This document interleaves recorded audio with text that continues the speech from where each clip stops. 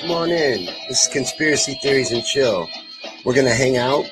We're going to talk about the agenda to take over our country that exists and how 9/11 is the key to unraveling this lie that we're living in, this veil of deceit that is conquering our society from behind the scenes. And I believe that 9/11 is the secret weapon of truth that will expose what's going on behind the scenes and what the secret cabal is up to. And I believe that when the truth of 9/11 is exposed and brought to light, that we will begin to see some justice for the victims of 9/11. People think that when you question the official story of 9/11, that you're against the victims. Well, that's ridiculous.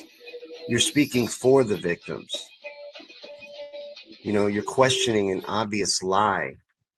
And the victims of 9/11 aren't with us anymore. They can't bring truth to this situation. They can't expose what's going on and what happened anymore, unfortunately.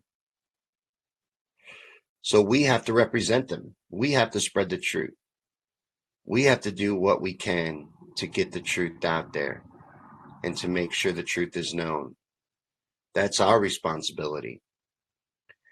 And if we own that and we take that to heart, we can get the truth out there. There is an awakening happening in this country. There is a mass awakening happening right now. And we can help it grow. We can push it along. We can't force anybody awake, but we can help them. We definitely can help them. We can guide them in the right direction, and we can spread the truth. So share this, get this out. We're going to do a special episode of Conspiracy Theories and Chill. This is usually on Wednesday nights, and we have a new episode this Wednesday night, and we're going to have a special guest, Nick Reeder, on to tell us about QAnon. But this is a special episode I wanted to do as a promotional episode during the day, and also so we could focus on one of the biggest lies that's ever been sold as truth in the history of the United States, the events of 9/11. You know, questioning 9/11 makes perfect sense. The details of 9/11 don't stand up on their own. You know, the story of 9/11 doesn't stand up on its own.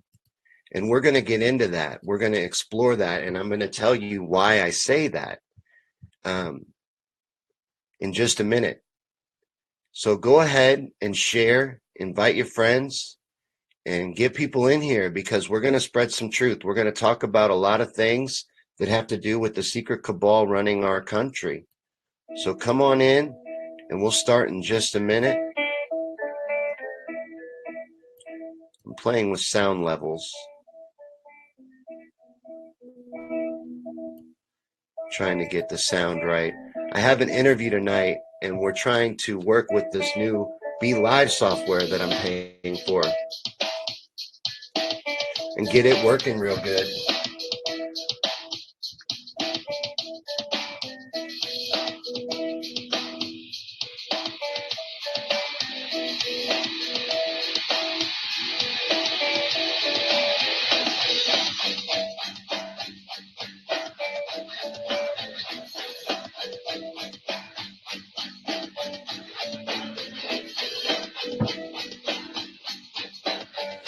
Well, we're going to talk about 9/11, and we're going to talk about more than that.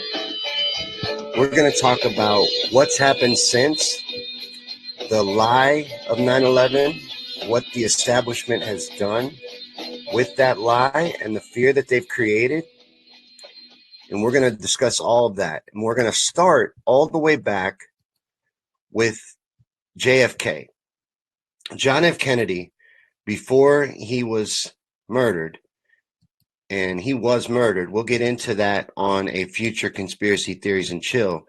But I am absolutely convinced that JFK was murdered because he was trying to expose the secret plot in this country.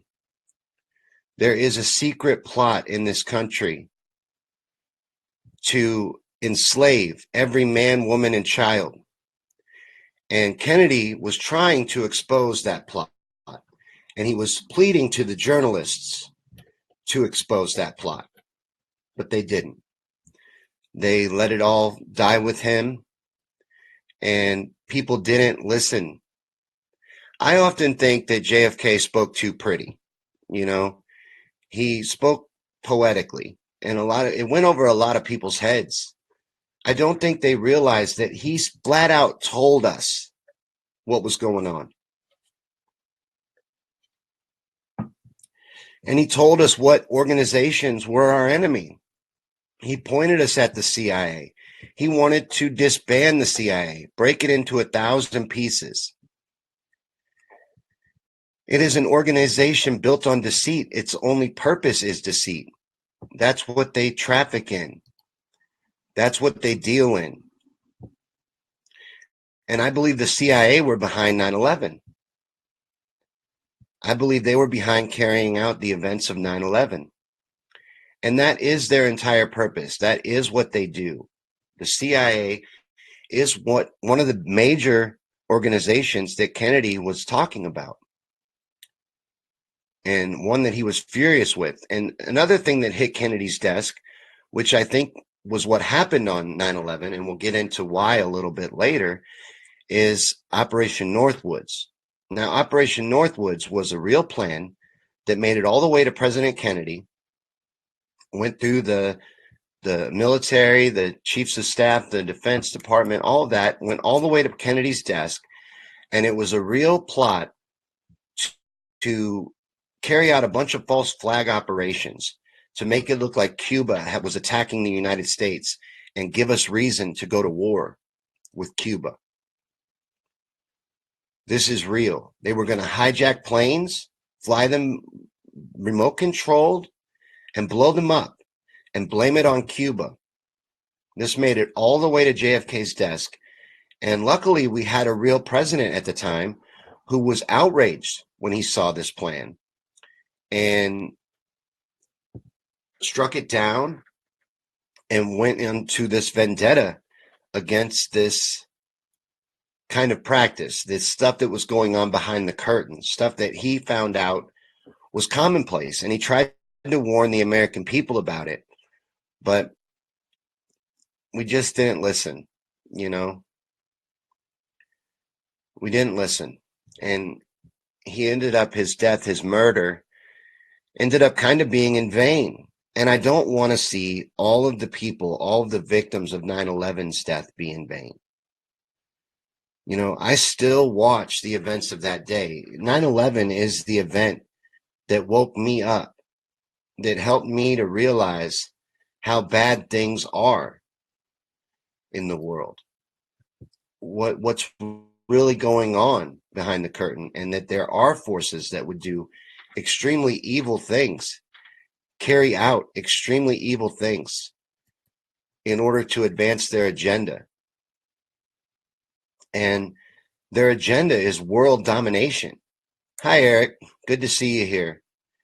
You're taking a break from promoting Bernie or Vest to watch you spit some truth and eat a sandwich? Right on. I'm glad to see you here. This is a weird time for conspiracy theories and chill, doing it during the day, but I'm experimenting. I pay for this Be Live service. This is a paid streaming service, and I'm trying to learn how to move images in and out. And anytime we can talk about 9/11, it's a good time to talk about 9/11. You know, around the time of 9/11, there was all kinds of um, propaganda and stuff that came out around it with Never Forget, and it's still around. And you still see guys with, American flag tattoos that say Never Forget on their arms. But they don't realize what that means, what we're supposed to never forget. You know, you need to never forget that 3,000 Americans were murdered on that day, and hundreds of thousands of people since in endless wars in the Middle East. This agenda for this endless war was in place before 9/11, by the way. And we went to war with every country they planned to go to war with. We stay in an endless state of war behind a lie. The events of 9/11 are a lie. And what you've got on your screen right now, if it's working properly, is the second plane coming in. There were multiple pictures I could have chosen for the second plane strike. This was a good one where you can see it actually coming in. And, from this angle, it's far outshot. So you could use that as an excuse, but you can tell that it is a gray plane, a dark gray plane. It is not a commercial airliner. That there was even footage of people on the ground saying that was not a commercial, that was not a United Airlines, that was not a commercial airliner. Commercial airliners are brightly colored. The particular plane that they say this was, their logo is white and blue and red, and they have bright colors and windows all up and down the plane. These were windowless gray planes that hit the towers. And this picture shows it, but like I said, I could have picked a closer one that would have shown you that these are windowless planes. These planes that hit the tower, they're not the actual planes that were involved in those flights. They're not the planes that left the airport.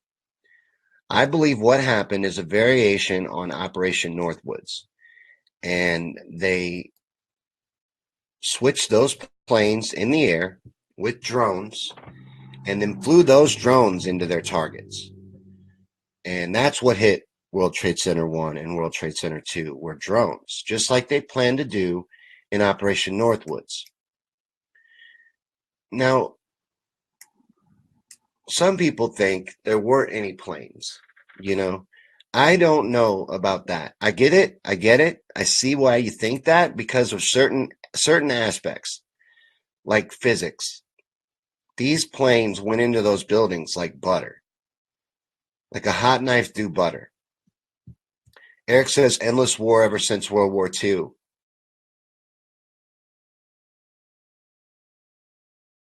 Percent of the time our country has been in existence, we've been at war. We are a nation of war. I saw it said on RT that we're a rogue nation. And I believe that's accurate. I believe that is accurate, that we are a rogue nation. We are out of control. We believe that we have the right to terrorize the planet. And it's disgusting that we feel that way. And we're basing that all on a lie. We've gotten public perception and public support for this war that's going on based around the lie. And what I was saying, though, about the planes is, so I realize there's a no planes theory. I think there were planes. I just don't think they were the airliners that left the airport. I think they were switched, and I think drones are what hit the towers. And I think that they were aided. There is a good documentary called In Plain Sight, plane spelled like airplane. And they use only CNN actual news footage, and they show flashes before both strikes, a bright flash. And that's something. There were pods underneath both of these planes, and that's documented in the footage as well. So these were military planes, I believe. And was there a missile on them? There was something that aided the entry into those buildings that just don't make any sense. There was a plane that hit the Empire State Building. I don't know when, but you should look it up. That's more what the wreckage should have looked like. There should have been pieces of that plane. And the other place that the no planes theory comes from is the nose out footage. If you watch the news footage, the actual news footage of that day, you will see the nose of that airplane, this airplane right here coming in, come out the other side. I'm telling you, bring it up for yourself. Go search it out and look and see if I'm lying to you. You will see the nose of that airplane come out the other side of that building. That is impossible. That is impossible. Now, maybe there was explosives involved. Maybe there were things aiding the plane and it traveling completely through the building. Or that footage is doctored. There's only two answers. There was a lot of footage from 9/11 that showed signs of being doctored. There's a particular one of this plane coming into this building where the wing disappears. This is a fact. The media was in on it. The media was in on the events of 9/11. They were in on pulling it off. And ever since have been in on hiding the truth. And they intend to continue to hide the truth and will do all they can to disparage people like me who try to tell you that it was something other than what they say. But their official story of 9/11 doesn't hold water. It doesn't stand up on its own. It makes no sense. It defies logic. It defies the laws of physics, because later on in the day, these two buildings collapsed to dust. These are 1,300-story buildings, or 1,300-foot tall buildings. 1,330-story buildings. I'm bad with numbers, as I just demonstrated.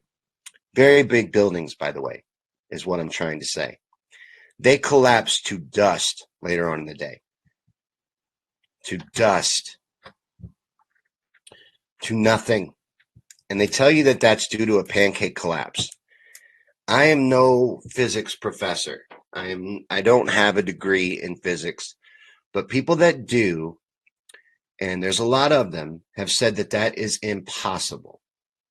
That the way they say those buildings came down and the way they collapsed to dust before our very eyes is impossible.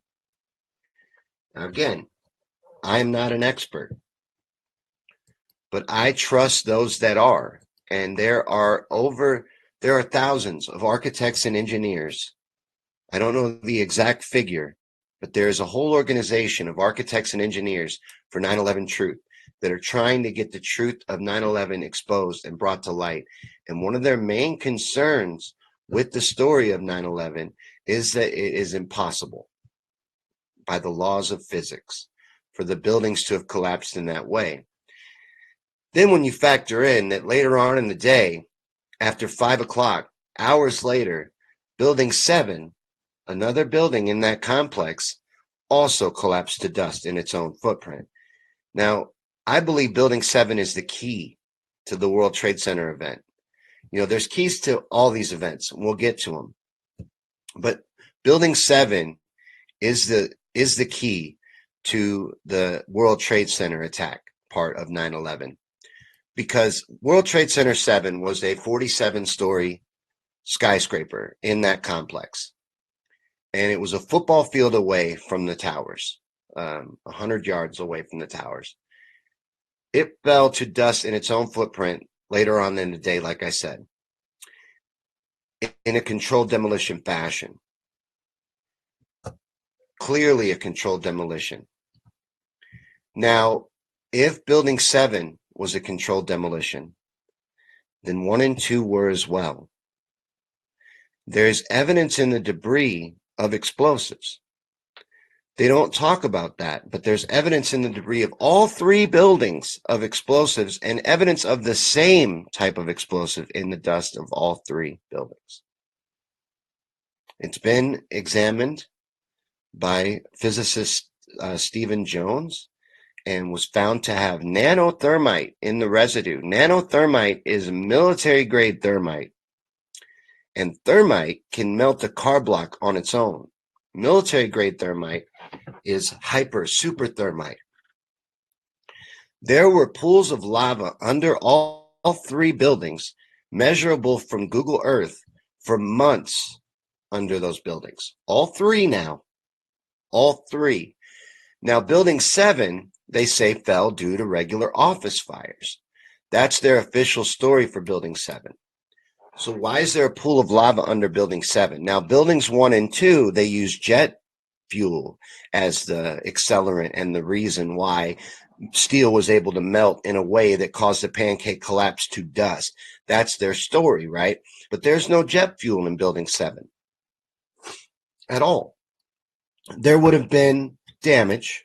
There was damage to a lot of buildings around the Trade Center. Look at it right there in the picture. There's a lot of buildings around it, and a lot of them were damaged heavily. There were pieces of the towers in buildings. There were buildings that were more damaged than 7. And 7 collapsed to dust and had a pool of lava underneath it as well. So there are no such thing as coincidences. If Building 7 was demolished, they all 3 were. And it takes a long time to set up a building for demolition. Now, Larry Silverstein admits that they pulled Building 7. You can look up footage, real footage from a documentary on PBS, where he says that they had decided that there had been such a large loss of life, such a tragic loss of life, and it didn't look like they were going to be able to contain the fire, so they decided they were just going to pull it. Now, pull is a demolition term, which means to bring down a building with explosives. That's what they said they were going to do. They were going to pull it. Building 7 is the key. Building 7 is the key to 9/11 truth. Because if Building 7 was brought down in a controlled demolition, they all 3 were. And I believe that they all 3 were. I believe it's obvious. It's obvious that these towers were brought down. Now you can move on in the day. We'll come back to the towers and we'll circle back around. It all has to do with each other. But we'll go on a little further in the day to the Pentagon strike. The Pentagon strike is a big hole, a gaping hole. I actually just made a video on 9/11 called 3 Keys to 9/11 Truth. And I list Building 7, the Pentagon strike, and Shanksville as the 3 keys to 9/11 truth, the 3 gaping holes that expose the truth behind 9/11. There are more, but these are the 3 biggest ones. Now, the Pentagon strike is fascinating for a lot of different reasons. But one of the biggest things that people don't realize about the Pentagon strike is the roof didn't fall right away. The roof didn't fall until hours, an hour or so later after it was hit. If it was that long, was it an hour? But it was a while. Before the roof falls, look at the damage to the Pentagon and ask yourself if a 757 commercial jet caused that damage. There's like a 16-foot hole in the side of the building and no damage to the windows, no evidence of the wings or where the wings would have hit the building. No No wings on the lawn. Did the plane fold up and fit inside a 16-foot hole?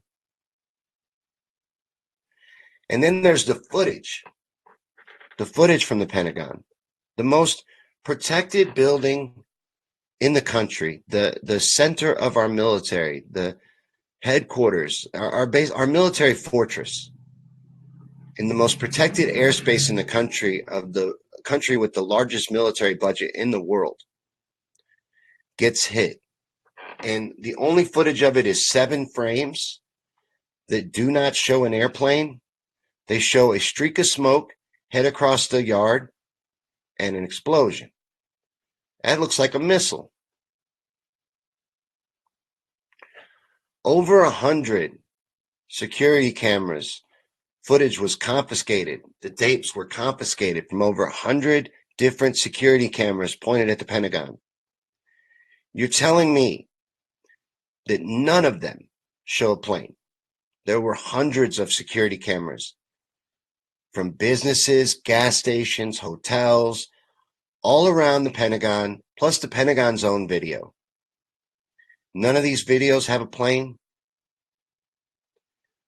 5 light poles were took down as this plane approached.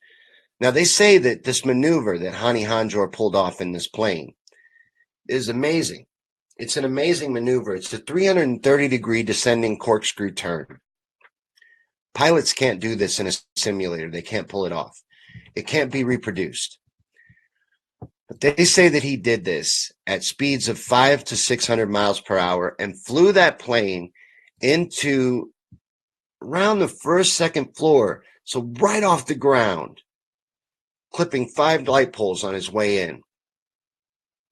But if you look at pictures of the Pentagon before the roof falls, those light poles are still standing.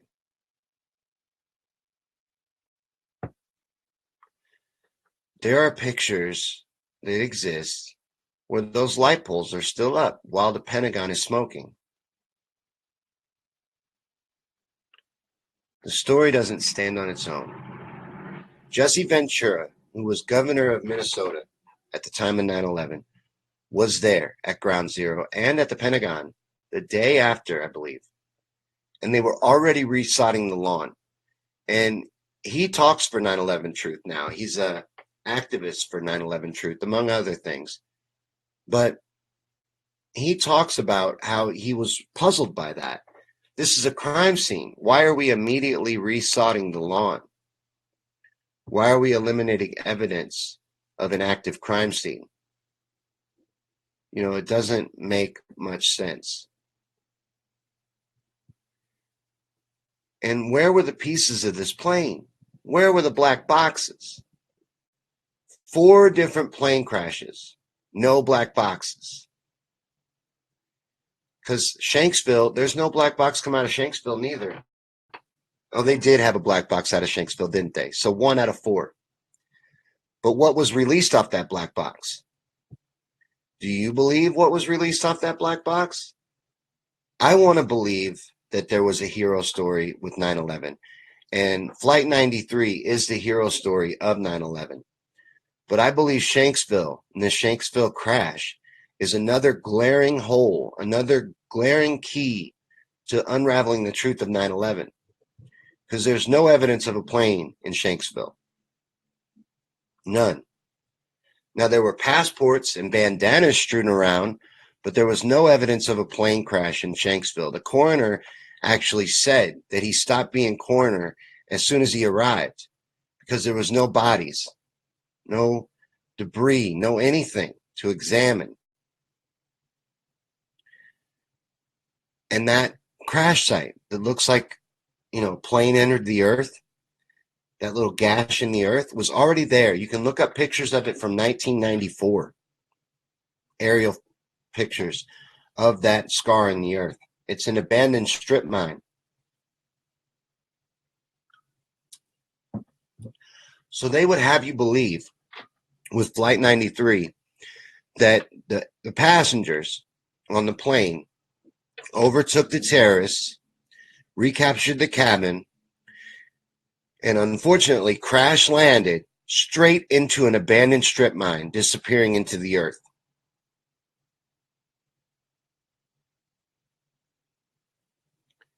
At what point does a story that doesn't stand on its own just get disregarded?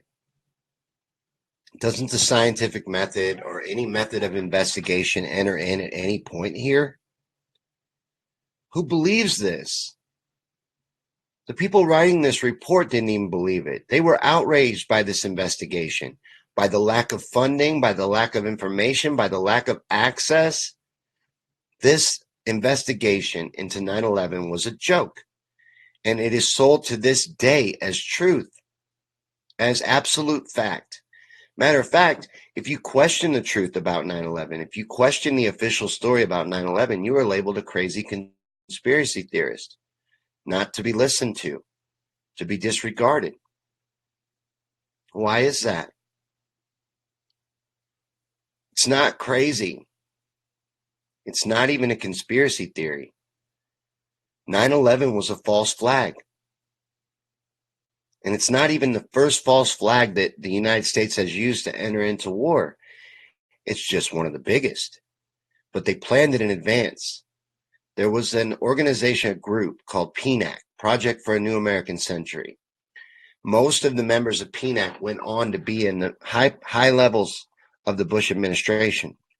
And they wrote a document not long before 9/11, months before 9/11 was released, and I think almost a year before 9/11. And it called for a new event like a new Pearl Harbor, that they would need an event like that in order to get the people's support for this endless war that they were planning.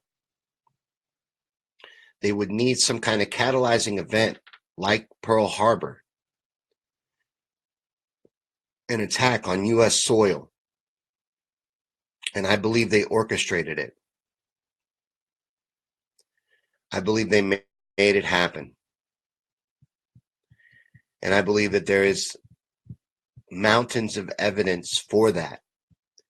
And people have died trying to expose that truth behind 9/11 and what actually took place on that day. There were witnesses inside Building 7 that reported explosions, multiple explosions. There were witnesses inside the Twin Towers. Willie Rodriguez spoke of multiple explosions, even spoke of a massive explosion coming from the basement levels before the first plane strike. Talked of a man coming from the basement levels with his skin hanging off. This man is decorated with medals from George W. Bush. He's a hero of 9/11, Willie Rodriguez. He was the janitor who had the keys and went up and down the towers, unlocking the doors so that people could get out. Was one of the last people out of the tower. Was recognized by the president as a hero. No one listens to Willie. He goes around, still does, trying to tell people there was multiple explosions there. Multiple explosions. Anybody that wants to talk about multiple explosions is silenced, including heroes like Willie Rodriguez. One of the people that made it out of Building 7 that was rescued by the firefighters describes multiple explosions. He ended up dying of natural causes, wink, wink, but he was in fear of his life after he appeared in the movie Loose Change and did an interview with them. He was in fear of his life, and with good reason.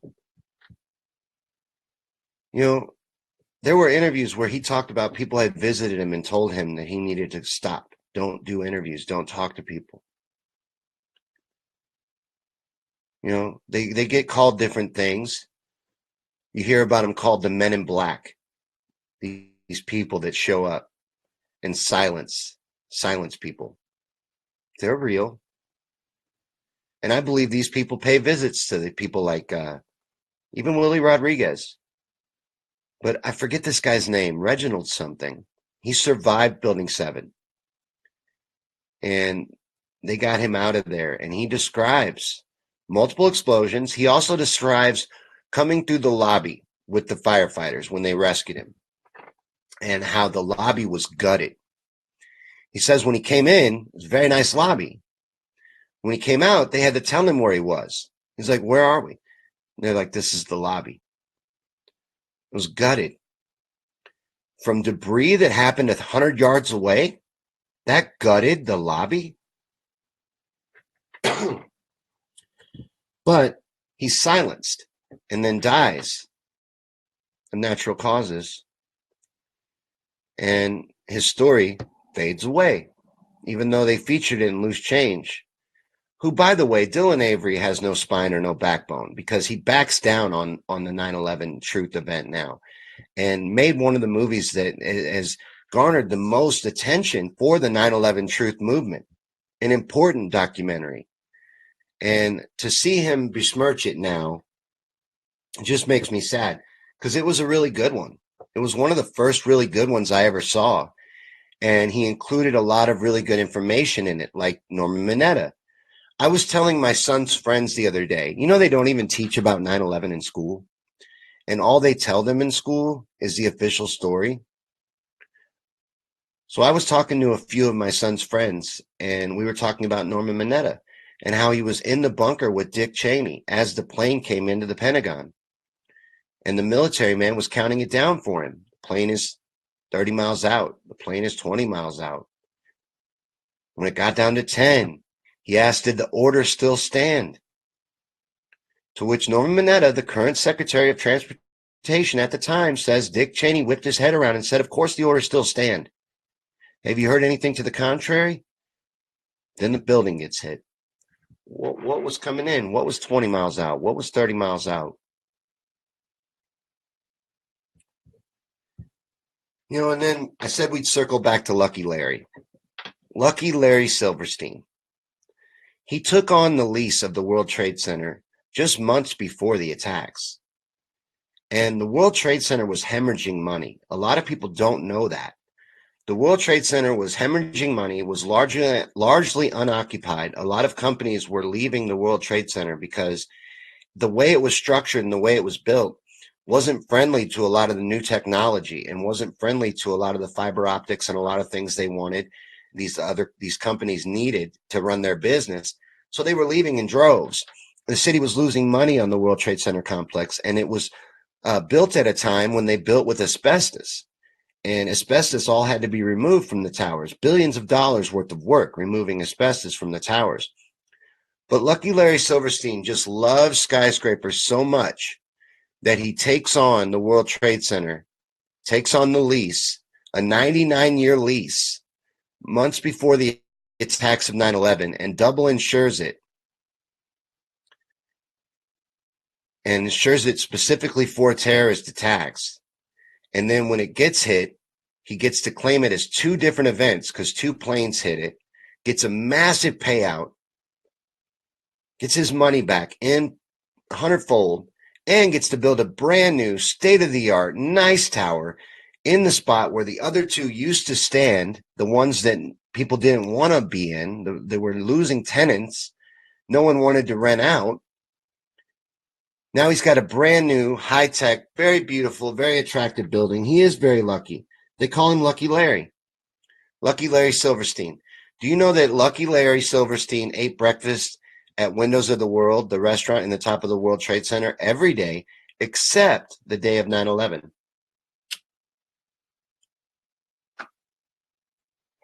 You can look up video of him talking about this too. He ate there every morning, but this particular morning, 9/11, he had a doctor's appointment. Lucky Larry. That's his real nickname. That's what they call him, Lucky Larry Silverstein. And he is lucky. There's a lot of lucky people in 9/11. And, people will say, well, they couldn't have pulled it off. Maybe they knew, maybe they allowed it to happen, but that's the worst. That's the worst that it is. It's no worse than that. They just allowed it to happen. All right, well, that's bad enough, but I think it goes much deeper than allowing it to happen. I think they were involved in it. I think they pulled it off.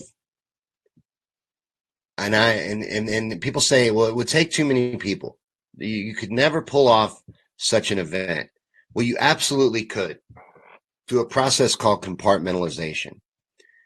People only need to know about what they're doing, their individual role in the plan. They don't need to know the big picture. You don't even want them to know the big picture. The average person involved in the plan doesn't know anything more than what they're doing. And they don't have any idea how it fits into the larger puzzle because they don't know anything about the larger puzzle. And all you need inside the Bush administration really is Dick Cheney and Donald Rumsfeld. The rest can be carried out by the CIA and the Mossad, Israel's CIA, which is exactly what I think happened. I think the CIA and Mossad worked together to pull off the, as far as the explosives go and to orchestrate the events of the day. And then Dick Cheney probably was the quarterback of the day. And Donald Rumsfeld just needed to be where he couldn't be got a hold of because the shoot down order at the time was up to the Secretary of Defense and no one could find him. And I don't believe George Bush was even president during the Bush administration. I think Dick Cheney was the president during that. Dick Cheney was actually president. They made a whole movie mocking that, pointing that out. But why do I think Israel's Mossad? Why am I bringing Israel into this? Isn't Israel an ally? Isn't Israel our friend? No. And this isn't even the first time Israel will have attacked us. Israel has attacked us before. And we can get into that on a future episode of Conspiracy Theories and Chill, and we probably will. But there were a few ways that Israelis are tied to the events of 9/11. There was an art group that was stationed in both towers and had full access to both towers for months before the events of 9/11 and had permission to rappel inside and out of the buildings. That's a fact. That is true. And, what were they doing? What were they doing in those buildings? There's a lot of photos of them next to explosive devices. There's a lot of that. But what were they doing in there? How could it have been on the up and up? How is that even possible? That's suspicious. Why do they need to rappel inside the elevator shafts? Why do they need to rappel outside the building? What are they doing? So there's that. And then there's the dancing Israelis. Now, a lot of people heard about the dancing Israelis, but the media didn't spend a lot of time talking about the dancing Israelis.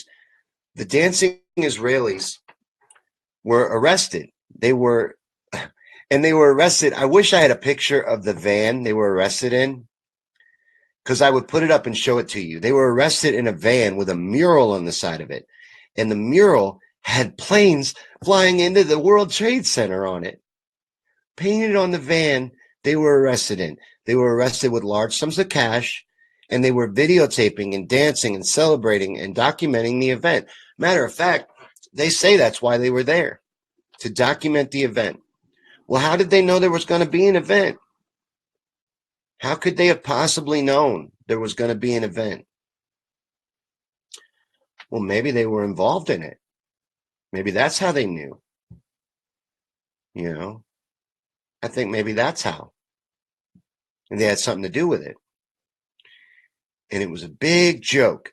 That's why their van had a mural of the World Trade Center being hit by airplanes on it.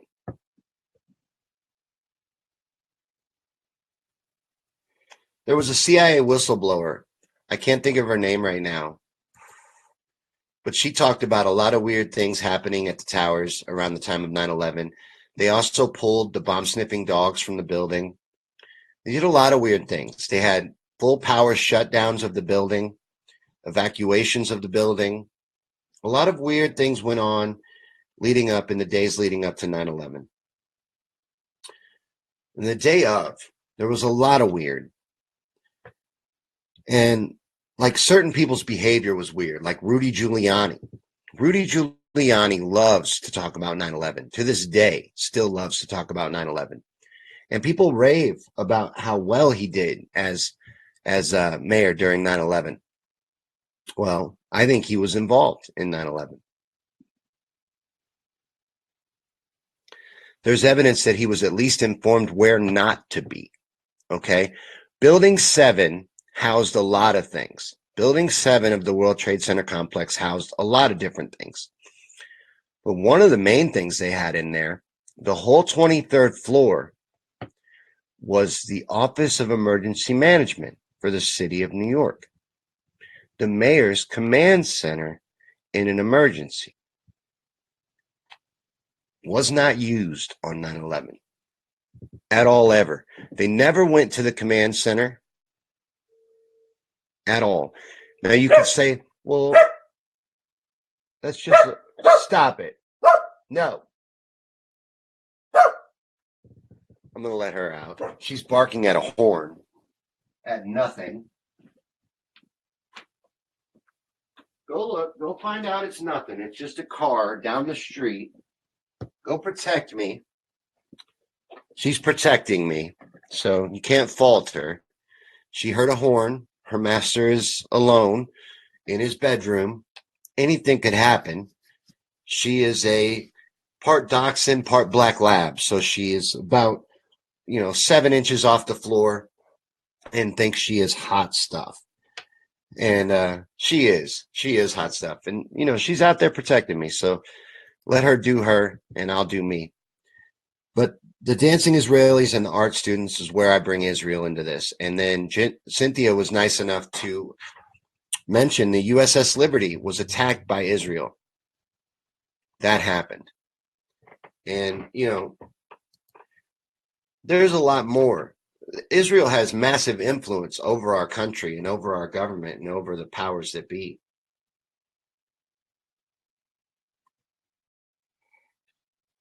But the dancing Israelis even went back and did media when they got back to their country and talked about how terrorism is a normal thing where they come from, and they were just there to document it. But I still say, how'd you know? How'd you know where to be? How'd you know where something was going to happen at? It's very suspicious. And then the amount of money that was made that day. And nothing's ever been done to investigate the suspicious trades that went on in the stock market that day. There was much money made that day. There were a lot of people that were warned not to fly. There were too many coincidences. Too many coincidences all lining up perfectly. And that just doesn't happen. So you've been trained to be ashamed of conspiracy theories. But the whole purpose of this show is to show you that conspiracy theories are real.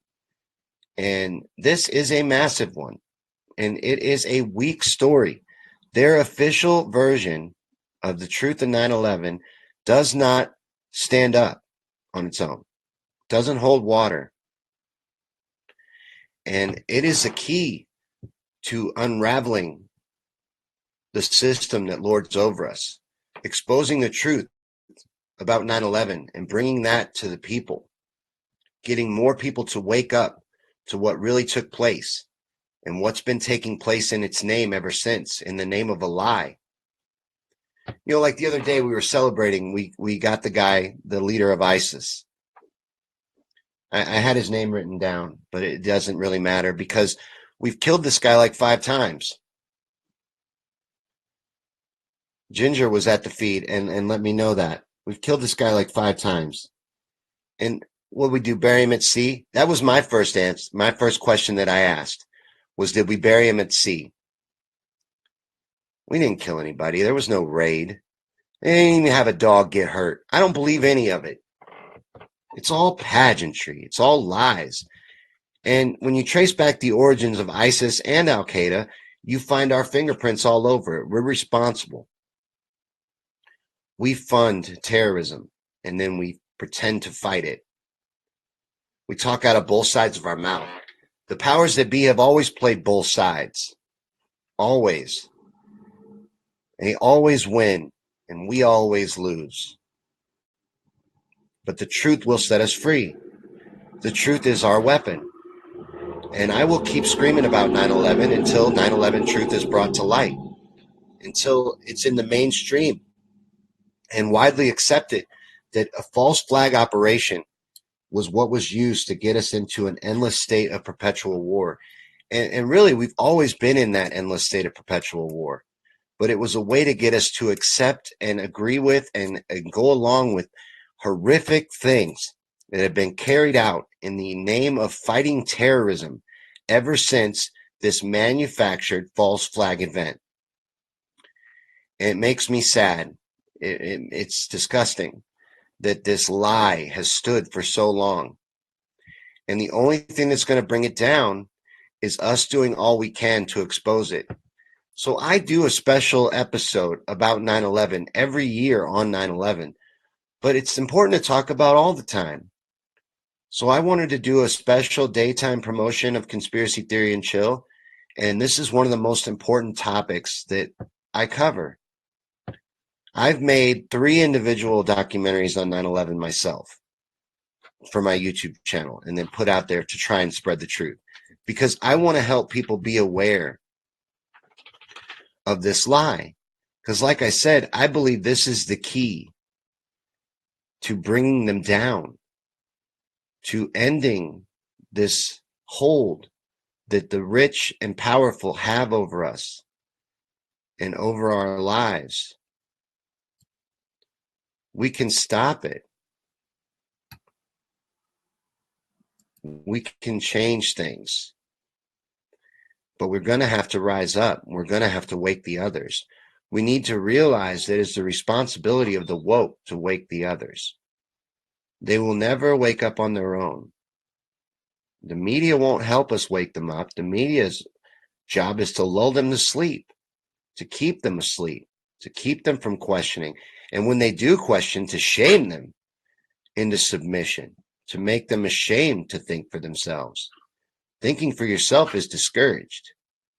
That's not something that is pushed, not something that anyone wants in the establishment.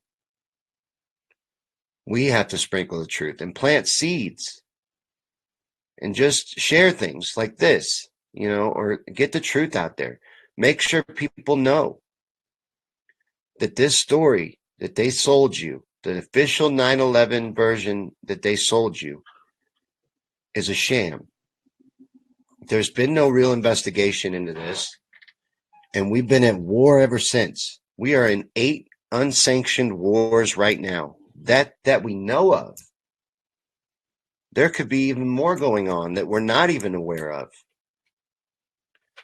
The Pentagon can't account for $23 trillion.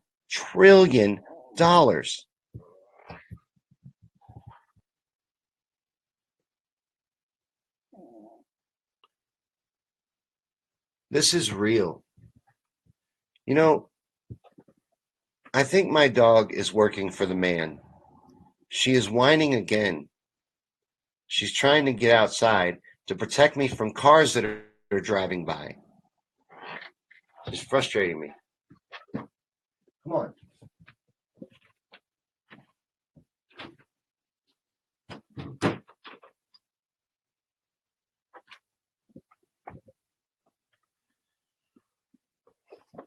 Okay. But let me just talk a little bit about compartmentalization, just for a second, because people want to say, well, you couldn't pull this off. Well, why couldn't you? Really, why couldn't you? The CIA has Nazi roots. The CIA was started after Operation Paperclip. Operation Paperclip was an operation where the United States, among with other countries, sucked up all of the Nazi scientists and researchers, all of these war criminals that had done horrific things. And we brought them into the United States, and they started all kinds of different organizations like NASA and the CIA. These all have Nazi roots. America has Nazi roots. We brought it all over. The Nazi regime was just redistributed. They weren't really defeated. We wanted their ideas. We wanted their technology. We wanted their methods. We wanted all of that. We just wanted to be in control of it. We just wanted to be dominant. So we sucked up all their researchers. We sucked up all that because we wanted it all. And then we used it. We used their research. We did things like MK Ultra. I'm working on a documentary right now about MK Ultra. That's real. That is from Nazi research into mind control and trauma-based mind control, and Japanese research as well into drugs and mind manipulation. And they were trying to create mind control slaves, and they did real experiments on real people. That's real. The people think the government can't do horrific things. Well, they have. They already have multiple horrific things. That's just one example. And that's real. That's declassified. They've had to admit that. MK Ultra is real. But go ahead and comment anything you guys want to get into. What do you think is the most important thing about 9/11? You know, what is the key to you? I think it's Building 7, the Pentagon, and Shanksville. I think those are your keys. A lot of people focus on the first two plane strikes. They're the most dramatic, but there's a lot hidden in those. And you can twist the truth with those and play with physics and play with logic, and you get people to believe a lie. But there's no explanation for 7. There's no explanation for Building 7. There's no explanation for no footage of a plane at the Pentagon and a 16-foot hole for the only damage at the Pentagon. And there's no explanation for a plane just disappearing into the earth in Shakesville. There's no explanation for those things. So those, I think, are the keys. Those are the main areas of focus for 9/11 truth. Our main chances to expose the truth behind 9/11. And then maybe Kennedy will have not died for no reason. He sacrificed himself trying to expose all of this. He tried to bring it to attention, to bring it to light, and gave his life. You know, they were trying to pull off a 9/11 back then.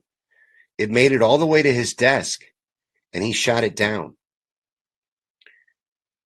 False flags are a part of our history. It's one of the most common ways that we get into war. It's one of the most common ways that war is started and takes place. It's our usual practice. It's just the way we do business with false flags. There are multiple throughout time. And it's not beyond the realm of possibility that our government pulled off 9/11. It's in fact the most likely scenario. It's not even impossible, and it's true. And if you really look, you have to at least put blame on them. You know, responsibility. How do 19 guys come to America, learn to fly, pull off a plan where they hit 75% of their targets in the world's most protected airspace on a clear blue day? How does that happen? Not only the unlikeliness that they would hit their targets. You're talking about a building that is not that wide across if you're thinking about traveling at 600 miles an hour and trying to hit it. But both of them are successful. Both of them hit their targets. And then the Pentagon strike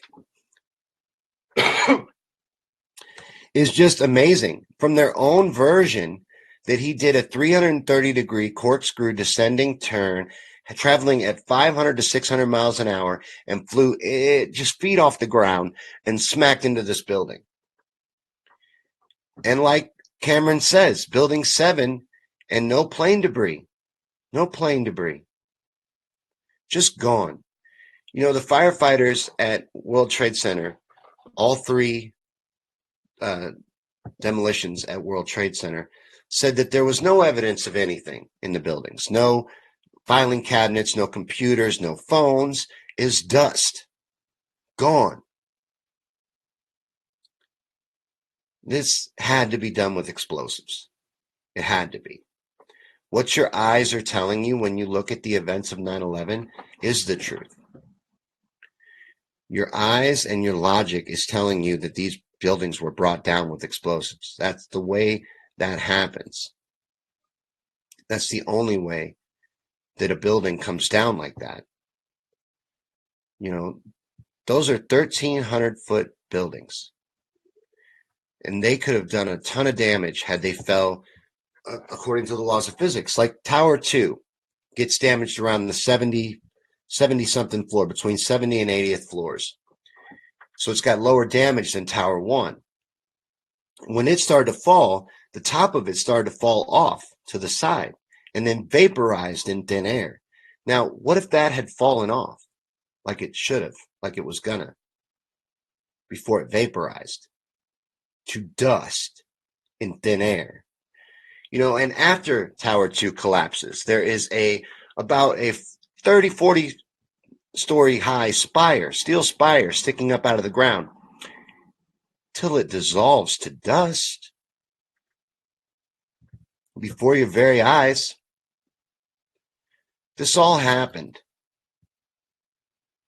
This all took place. This is all real. And they've gotten away with it for 18 years. They must think we're incredibly stupid. The only thing that's ever going to do anything about this is to do all we can to bring attention to what happened. And what happened was a false flag attack on American soil to get us into an endless series of wars and give the power establishment free rein to carry out their agenda in the Middle East, which they already had planned out. That is what happened, and that is what has happened ever since.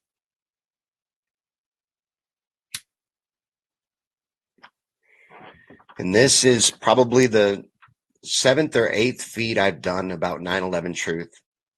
And like I said, I do one every year on 9/11, but anytime you can get it out, you should get it out there. Share it. Share this. Share videos like this. Share the video I just made on my YouTube channel, 3 Keys to 9/11 Truth. That really lays out 7, the Pentagon, and Shanksville, and why they clearly expose that this is a false flag operation that was carried out by our own government. Most people will at least concede that they had to have at least been responsible in some way, that they at least let it happen. They caused a diversion, let it take place. But I think they pulled it off. I think they were 100% involved. I think when you sit there and you watch George Bush reading My Pet Goat in that elementary school classroom and the Secret Service guy comes in to tell him we're under attack, I see it all over his face that he already knew. It's clear as day. He already knew. He says he watched the first plane hit the buildings on TV. There was no footage of the first plane hitting the buildings on TV. What TV was he watching? I would love to know what special television footage he has, because there weren't any news cameras pointed at those buildings until the second plane. The first plane, yep, Cameron said it. Cameron said it too. The first plane, the only footage of that is the Naudet brothers. They were filming a documentary on firefighters in New York City, and they caught footage of the first plane. Bush didn't watch the first plane hit on TV. He's lying. He says he saw it on his way into that classroom before they started reading to the kids. Then he sat and read My Pet Goat. Think about this. Think about this. That's the President of the United States. The Secret Service doesn't get him out of there. We're under attack. America is under attack. By the time that second plane hits, they know for a fact that America is under attack. They don't move the president for another hour and a half. He stays at that school, holds a press conference there. Everyone knows where he is. It's a scheduled appearance, a photo op. Everyone knows that the president is at this school. He would clearly be a target in an attack on the United States. They don't rush to move him. They move Dick Cheney to a bunker.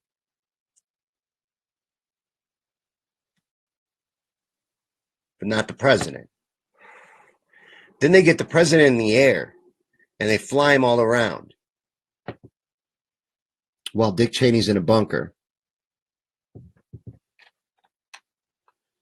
But I think it's written all over George Bush's face when that guy leans in and whispers in his ear that, oh shit, it's fully going now. There's no stopping it. It's in motion. I think he absolutely knew about it. I think he was involved.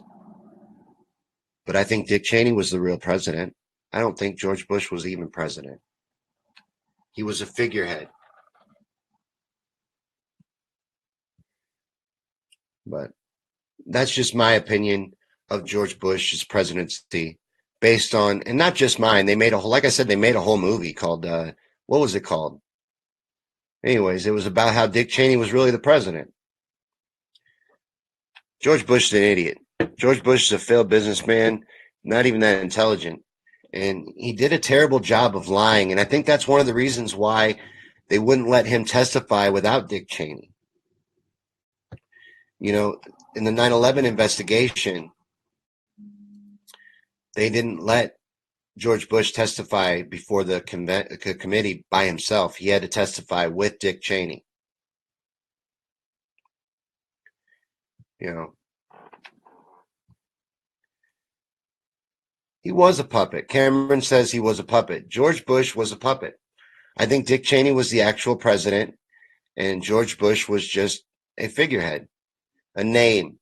The Bush name is a very popular name, a very powerful name in politics, and that's all he was. Someone to get elected, someone to put on the front of the ticket, and then you have Dick Cheney really running everything behind the curtain. And I fully believe that's what went on during that presidency. But they pulled off 9/11. They did it. Have you ever seen My Pet Goat? I'm going to give you guys some homework. Look up My Pet Goat. There's a little video. There's a My Pet Goat and a My Pet Goat 2. And they predict a lot of stuff in My Pet Goat. But there's a lot about 9/11 in there. And then there's also the photo. Did you see the painting that they took from Epstein of George Bush? The painting that was in Epstein's premises, or wherever they got it from, of him sitting in the middle of the floor playing with two crumbled buildings with airplanes, like a child.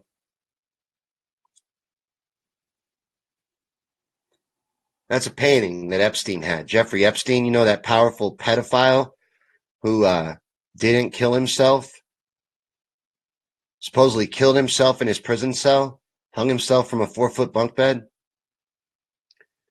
had breaks to his neck that were consistent with a homicide, not a suicide. That man had a painting in his house of George W. Bush sitting on the floor playing in front of two collapsed Jenga towers with airplanes. That's real. They laugh at us. They do. They think that we are stupid. They put it all right in front of us and then they laugh about it. They think it is hilarious that they're able to get away with it, that they're able to do this.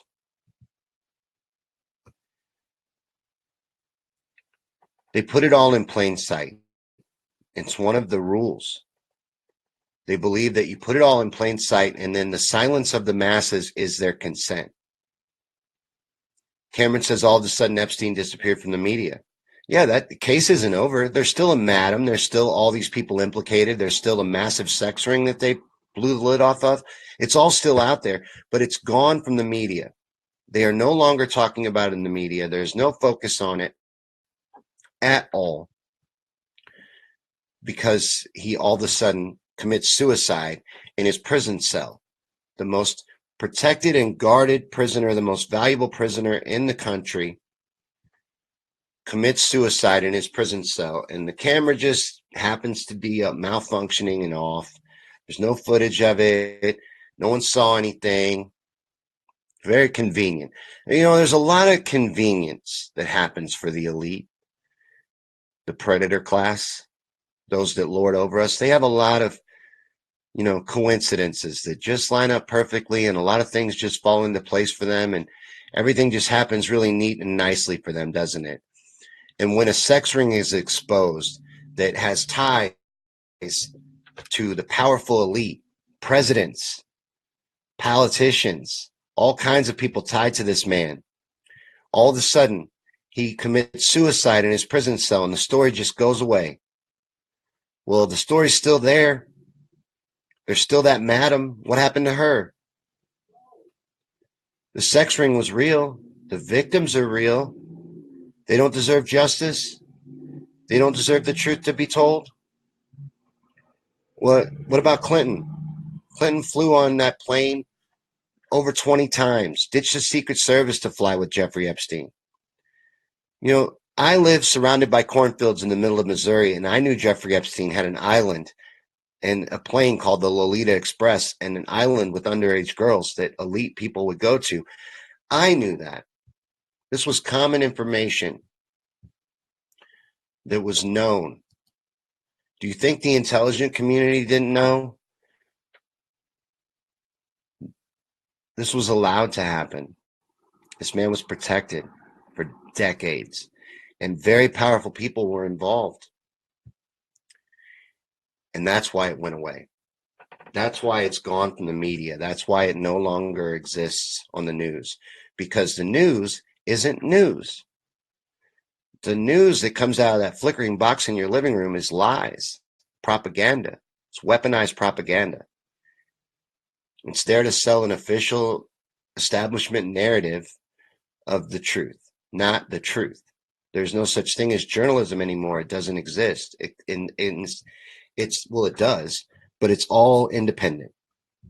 It's all independent, and you got to support it when you find it and stand up for the truth, because they're trying to kill it. They're trying to destroy the truth in real time. Cameron says the elites have a different legal system. Ordinary folks would revolt if they found out. They got to toss out a sacrificial lamb like Epstein on occasion.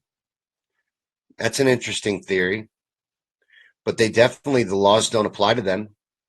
There is a different legal system for the rich. The key to the American legal system is money.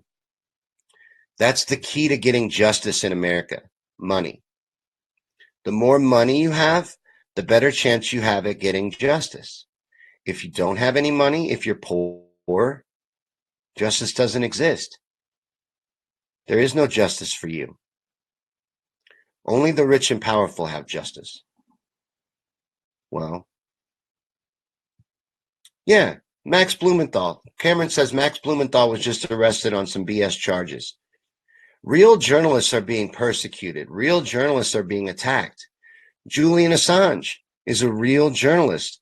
WikiLeaks is a publisher. They publish the truth. Never in their entire existence have they published anything that wasn't true. And he is sitting in a prison cell where terrorists are held for telling the truth, being persecuted for the truth.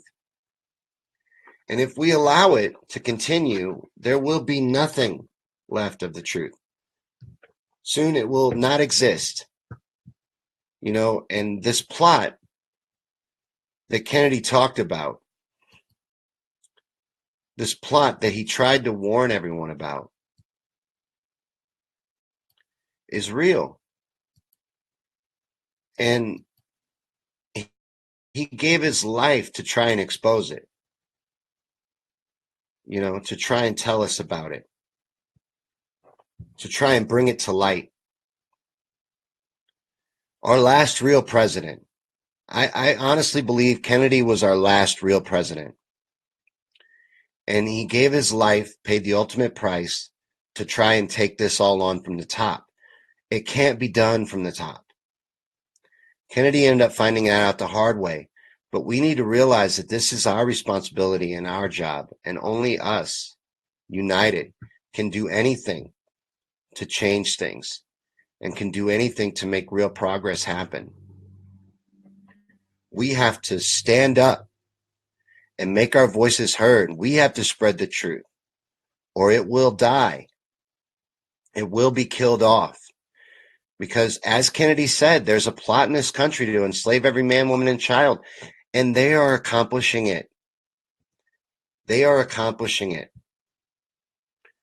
We have let them almost succeed. Their plan is firmly in place.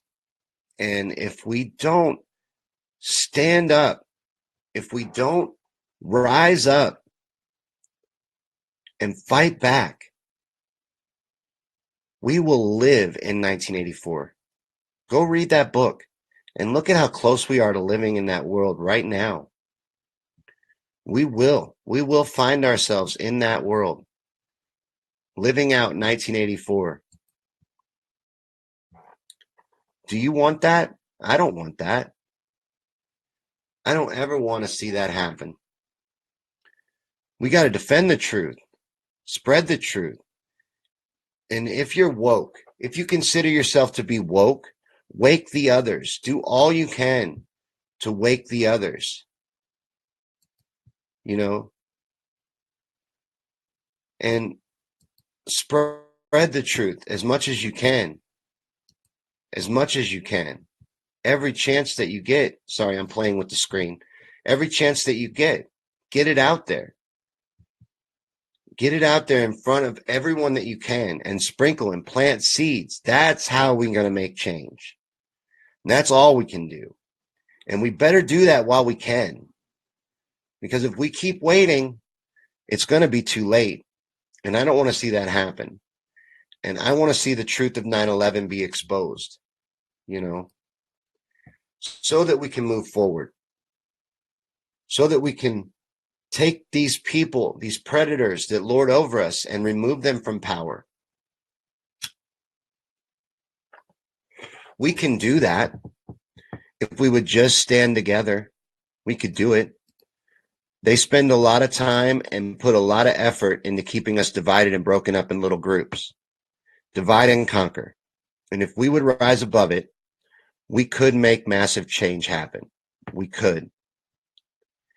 And I believe we will. I hope that we will.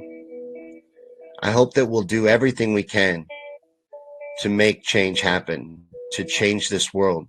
And I think one of the main ways that we're going to be able to do that is to bring the truth of 9/11 to light, to expose it for what it was, a false flag attack carried out by our own government to put forth an agenda they already had planned for endless war. It was done to get public support for endless war. And it will never stop until we stop it. And the only thing that will stop it, the only thing that will bring it down is the truth. So do all you can and spread the truth and get it out there. Expose it. Because that's what is going to bring justice to the victims of 9/11. That is what is going to make their deaths not in vain. And I'm talking about all the victims of 9/11, the victims since and the victims of the day. You know, we just now started covering the health problems caused by all the first responders, that all the first responders came down with because of the asbestos and all of that, the danger that they ignored and told people it was safe to breathe the air. We just now started paying for their health problems. Just now, the firefighters and the police, you know, the ones that we're supposed to care about so deeply, that we're supposed to never forget. That never forget stuff is propaganda. And the people you see that with that tattooed on their arms, they are never forgetting the wrong thing. You're supposed to never forget that a false flag operation was pulled off in this country. You're supposed to never stop pushing for the truth. Never stop trying to expose the truth. You got to pull back the curtain. You got to show people what's going on. People aren't inherently bad. They just keep themselves willfully ignorant. We have to shake them awake. There's no reason there's no reason to be woke if you're not going to wake the others, if you're not going to do all you can to get the truth out there and to expose the lies. So that's what this show is for. This is a little show called Conspiracy Theories and Chill. And we gather every Wednesday night. Wednesday nights are our regular night. But today I wanted to do a promotional episode because we're doing an interview tonight, a second part of the interview with Roxy Love. Roxy was on to talk to us about the flat earth, and she's coming back tonight to finish the interview. And Rena says the reasons why, think about the reasons they have us all on fluoride. We've done a conspiracy theories and chill on fluoride. Fluoride is not for your teeth. It does not make your teeth stronger. Um, that is a myth, and it's not true. Fluoride is in the water to dumb us down. Hitler did experiments with fluoride. You know, we took a lot of research from the Nazis. There's a lot there. There's a lot that we founded off Nazi research. And Hitler experimented with fluoride and found that it made people dumb and docile. It has nothing to do with dental health. That is not why fluoride is in the water. Fluoride is in the water to keep us dumb and docile. And Rena says the reasons why cannabis is illegal, to keep us sick. Cannabis is medicine. Cannabis is a miracle. You know, cannabis is, I believe, a gift from God, and it's a crime against humanity that it's illegal. But no matter how you feel about it, it's one of the most beneficial plants on this planet, and people should not be rotting away in jail over a plant. And cannabis is a flower, and I swear by it. I consider it a miracle, but everything's a lie. We're told to drink the water. You know, it's good to have fluoride in the water. It's going to make you have strong teeth, you know, and strong bones. But it's not even natural fluoride that's in the water. It's a byproduct of production, chemical production. It's a chemical byproduct. Sodium fluoride. It's not the natural occurring fluoride. You know, hundreds of years ago, they did think fluoride made your teeth stronger, but they found out they were wrong. But they never stopped putting it in the water, because that's not what it's in there for. It's in there for nefarious reasons. There's a lot of nefarious things going on, a lot of evil going on. And Rena says has some question marks. But it is a human rights violation that cannabis is illegal. And I do want to help make a change. I want to do all I can to make a change. And I believe the truth is our weapon. And the truth is how we're going to make that change, how we're going to spread this, and how we're going to grow, and how we're going to make a difference is by spreading the truth.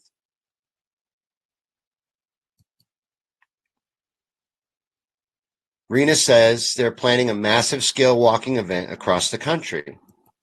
And this is the website. So I will look into that after the feed and check that out, because that's something that we're going to have to do. We're going to have to massively demonstrate. We got to use our power, and our power is in our numbers. That's why they have always spent so much time and effort to keep us divided. That's to keep us weak, to keep us dumb and docile. Same reason why they fluoridate us. Same reason why a lot of these dangerous chemicals are in vaccinations. But Rena says go to that website to help, and I'm going to put it back on the screen, because I'm going to check this out after the feed and see what it involves and what it's about. It sounds really interesting, and like I said, that's the kind of things we have to do. You know, this isn't going to happen without us doing something like that, without massive demonstrations, and without the people making a change. And we have to be tired. Rena says we are tired. We have to be sick and tired of what's going on, because the evil that's taking hold of society, the evil that's in control of society, only has its power because we allow them to. We don't have to allow it. We could put a stop to it. if we would rise up and take this into our own hands and realize that our power is in our strength, and our strength is in our unity and our numbers. They are the few, we are the many. We can take this back. We can make massive change, but we're going to have to realize that, and we're going to have to fully own it. Otherwise, it won't happen. It will never happen.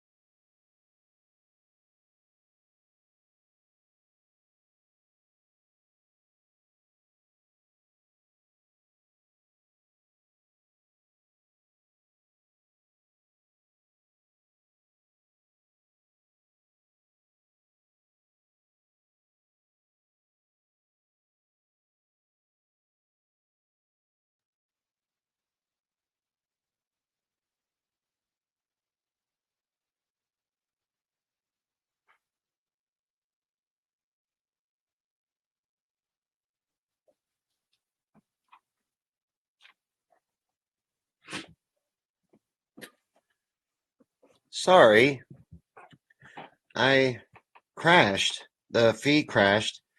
Um, I apologize. I was able to refresh and bring it back. And you're welcome, Rena. No problem.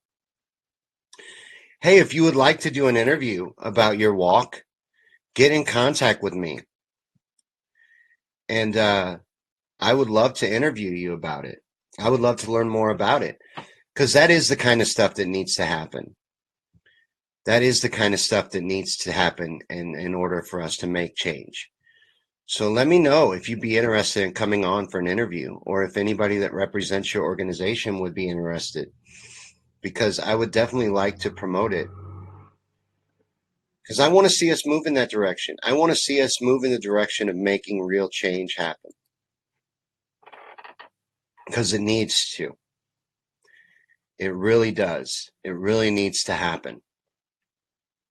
And it won't happen without us doing all we can to make it happen. So share the truth, share things like this. I'm sorry that we crashed, guys.